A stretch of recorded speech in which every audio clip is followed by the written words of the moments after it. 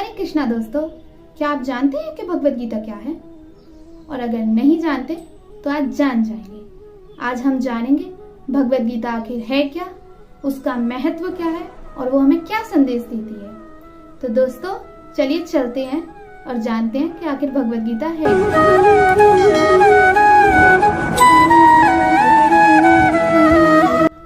दोस्तों भगवद गीता स्वयं श्री कृष्ण भगवान है।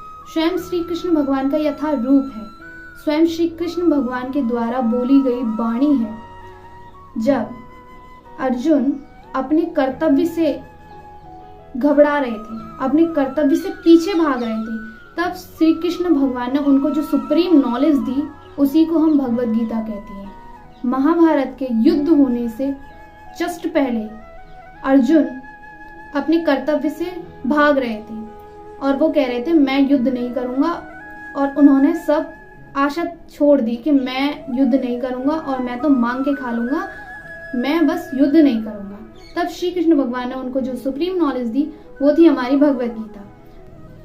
महाभारत का युद्ध होने से ठीक पहले श्री कृष्ण ने जो उपदेश दिया उसी को हम भगवद गीता कहते हैं, और भगवद गीता को हम गीतोपनिषद भी कहते हैं। क्या आप इससे पहले ये बात जानते थे? और अगर नहीं जानते थे तो कमेंट सेक्शन में जरूर बताइए। यानी भगवद गीता एक महाभारत का छोटा सा पार्ट है।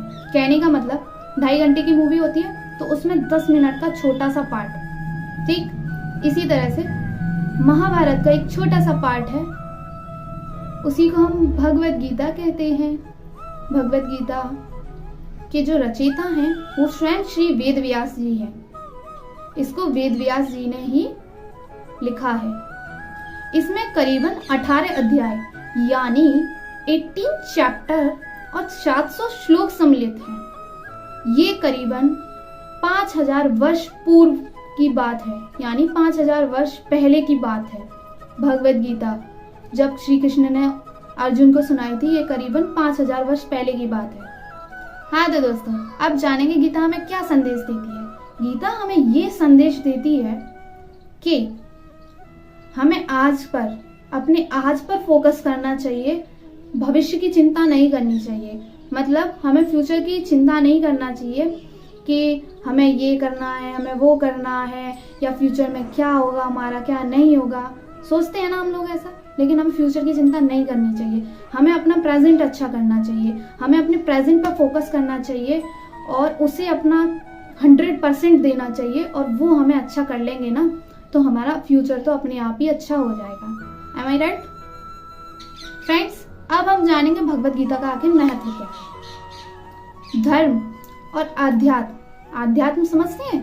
आध्यात्म का मतलब होता है स्पिरिचुअलिटी। धर्म और आध्यात्म को समझाने वाला एक अमोल काव्य है भगवद गीता। धर्म को और आध्यात्म को समझाने वाला एक अमोल काव्य है।